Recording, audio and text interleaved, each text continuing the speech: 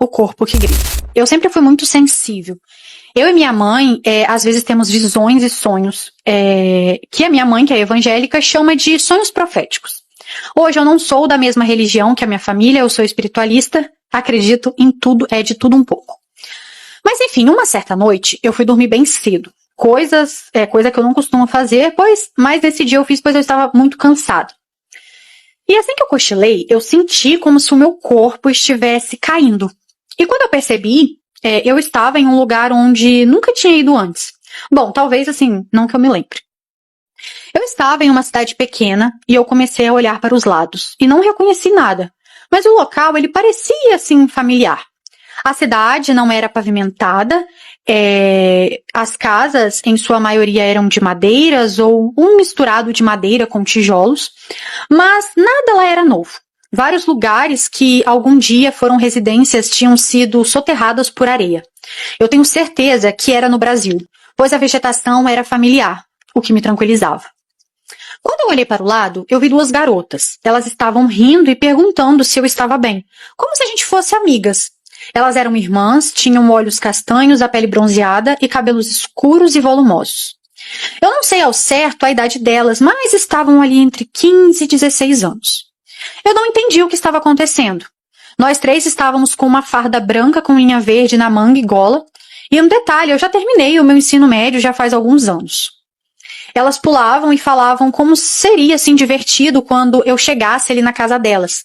E eu percebi que as duas eram irmãs, mas não eram muito parecidas. Eu estava perdida em um lugar que eu não conhecia e como aquelas garotas foram simpáticas e pareciam ali me conhecer, mesmo que eu nunca tivesse as visto, eu resolvi ir com elas.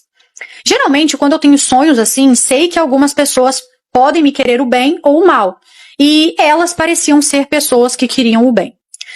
Bom, andamos bastante até que chegamos em uma casa, assim, meio tijolo, meio madeira, e a casa parecia ser grande, assim, ser bem grande por fora. Mas ao entrar, eu achei bem estranho porque parecia que o lugar tinha encolhido. Entramos pela porta ali da sala e o que eu vi era uma casa bem humilde, mas estava bem limpa. A sala tinha um sofá de 2 lugares e uma televisão pequena que ficava em cima de uma mesa que costumávamos ver em bares ou pequenas lanchonetes. Elas me mostraram a cozinha, que era bem pequena. Tinha ali um fogão de 4 bocas, uma geladeira que um dia foi branca e um pequeno armário de louças. E ao lado tinha uma porta. Eu fiquei curiosa porque elas não falaram nada sobre, então eu perguntei: e aquela porta? O que tem lá atrás? Elas riram e uma delas disse: eu não sei qual é o nome delas, tá? Só sei que eram gêmeas. Então vou chamar uma de Amanda e a outra Alice.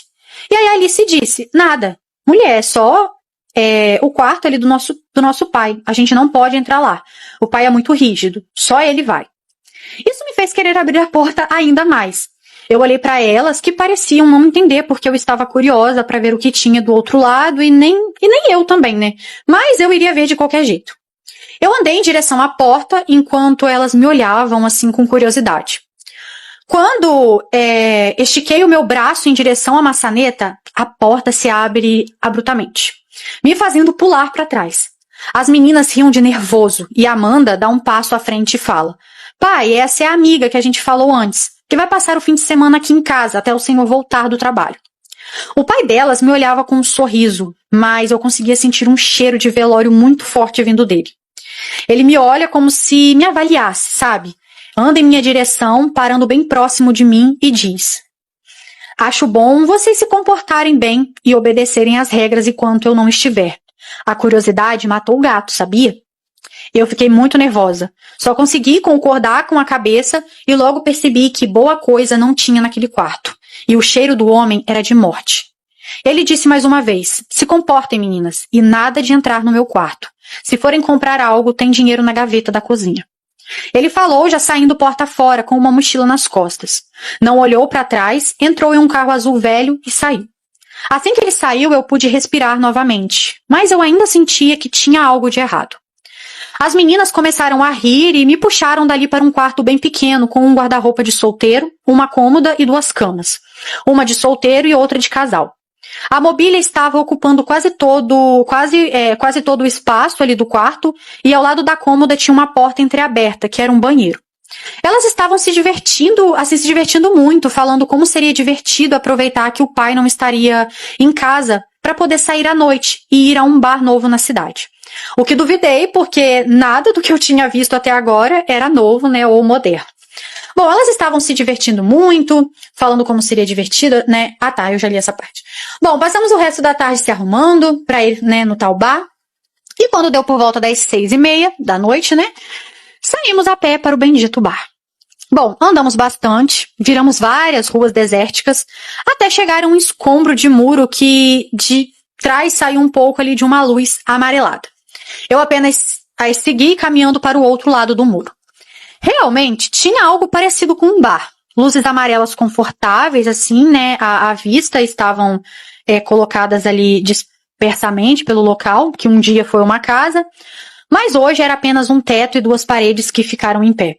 Sentamos em uma mesa coberta por um pano vermelho e um homem com roupas que pareciam ter saído dos escombros daquela casa veio nos atender. O que vão querer? Ele perguntou como não quero... como... Ele perguntou como quem não quer o emprego que lhe dão. E bom, mesmo o moço sendo bem rude, as meninas riam e pediram 2 bebidas que eu não conheço. Eu não quis beber nada. Eu não sabia, né, o que estava fazendo ali e queria voltar para minha casa. Bom, e enquanto a elas estavam tagarelando sobre como o pai delas era rígido, mas que ele era o único presente na vida delas, né, e blá blá blá.